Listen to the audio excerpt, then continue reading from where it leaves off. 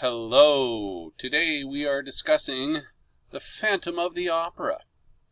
If you've not seen this show or the movie they made out of it, it's worth a look. It's absolutely fantastic. It holds the distinction of being the longest running show in Broadway history, with over 10,000 performances. In a typical week, you'll have Monday through Friday, a show every night, 2 on Saturday, 2 on Sunday. So it's a pretty grueling process for the performers, but it's worth it. If you ever have a chance to go to New York City and Broadway is open, it's probably showing somewhere. The initial run from 1988 featured the character Christine, who was the major love interest, and you'll see a little picture of her. That was played by a very well-known soprano named Sarah Brightman, and she actually went on to marry Andrew Lloyd Webber.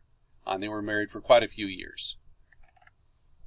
The production of this features what we call the play within the play.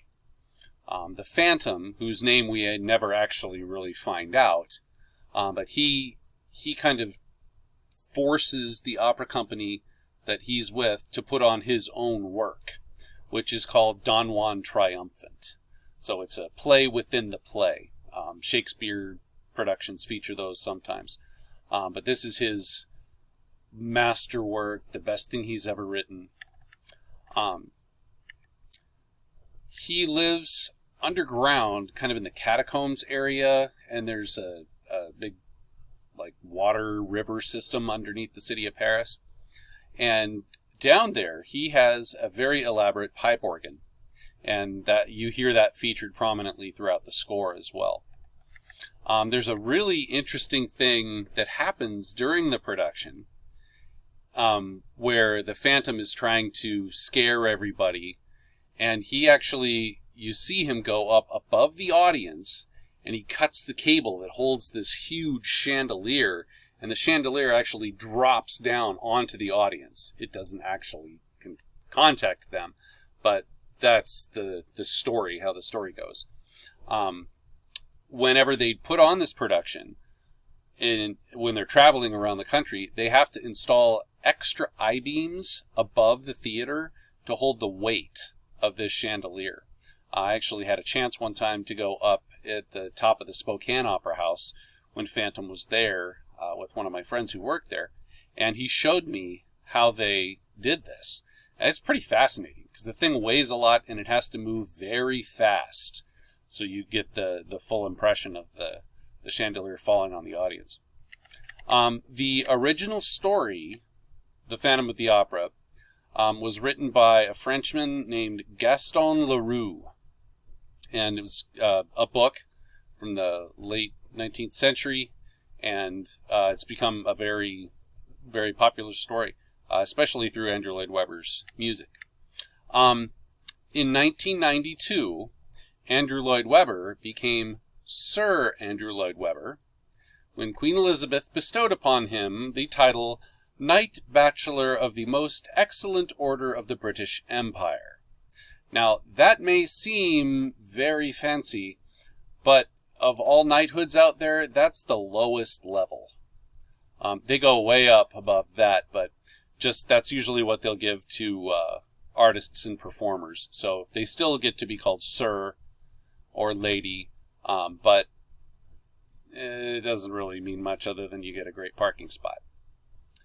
Still, he is Sir Andrew Lloyd Webber. He also founded, with a bunch of his other friends, a company that produces and does all the background work for theater operations in the United Kingdom and a lot of places in America. And it's called the Really Useful Group. Their logo is great. It's like a Swiss Army knife, but it's a bunch of musical instruments coming out of the knife, so it's a pretty neat thing. Andrew Lloyd Webber did not only write the music for this, he also He's written dozens and dozens. Some of his most popular ones, Cats, which was recently made into a terrible film. Joseph and the Amazing Technicolor Dreamcoat, which is a Bible story. And there was a movie made out of it with Donny Osmond playing the lead. Evita was another one of his big hits, and that one is about the ruler of Argentina, Eva Perón, and her life. It's great music from that. And then Jesus Christ Superstar is another one, and that story also comes from the Bible. There's a pretty good movie version of that as well. But these have all been produced numerous times around the country. I did another one called Starlight Express, which is all performed on roller skates. So, interesting guy. Phantom of the Opera, the tune that we're going to listen to is Music of the Night. And this is the Phantom singing to Christine, who is the love interest. So let's listen to just a little bit of that after we watch 5 seconds of the ad that we don't want to see. Here we go. And this is Gerard Butler in the movie version.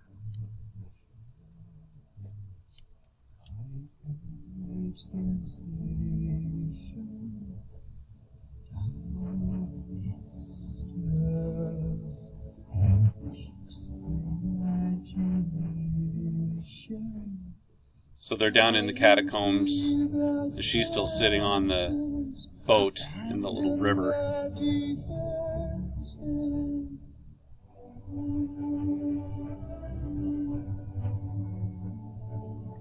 How they do this on stage is fascinating. So I'll let you watch the rest of that later. So, okay.